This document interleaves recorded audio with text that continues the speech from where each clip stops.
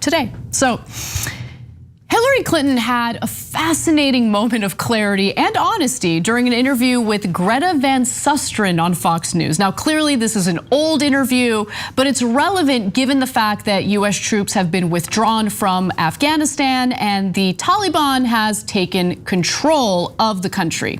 Now, Hillary Clinton was asked about the war in Afghanistan back in the day, and what she said was brutally honest and correct. Let's watch.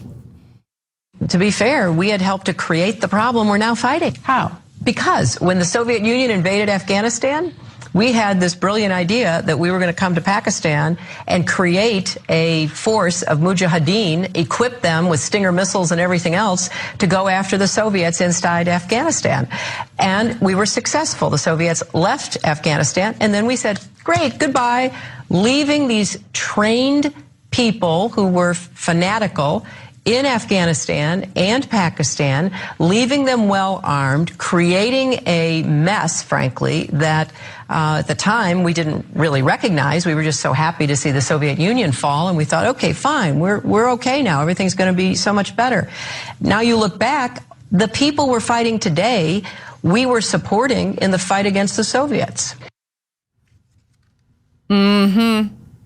Yeah, look, what's really frustrating about the media is that there'll be moments of clarity like that, and then everybody has collective amnesia, as if she never said it, right? As if that wasn't true. And by the way, her saying it doesn't make it true. Her not saying it doesn't make it false, right? But in this case, she is correct. And now the reason why it's relevant that Hillary Clinton says it is because the media is obsessed with people who are credible. Another way of pronouncing that is powerful. And so since the media serves the powerful, when someone like Hillary Clinton says it, sometimes they pay attention. Like otherwise with the knuckleheads, they know how many people that work in media know that we arm the mujahideen, right? How many people that work in media even know what mujahideen is, right? And so that's the sorry state of journalism in America. And look, I gotta be honest, she's talking about a segment. She's not referring to the segment that I did, but it's the same topic. And it's one of the pieces that I'm most proud of in all the nearly 20 years that we've done TYT. Because I broke down why the Muslim world got as radicalized. This again, not the whole world, a small percentage, but an important percentage got radicalized. And it was two governments that were primarily responsible. One was the Saudi government and the deal that they struck with the Wahhabis. And the second government was America, because of what Hillary Clinton was referring to there. I went and read foreign policy magazines, books, etc. And it became clear that both the Saudis and the Americans captured the local media, newspapers and radio stations most of all, but some TV as well. And they pumped in the message that radical Islam was great, and that if you were a true Muslim, you would be violent. And wow. Isn't that amazing? And then they gave Stinger missiles to the Mujahideen and said, now go get who?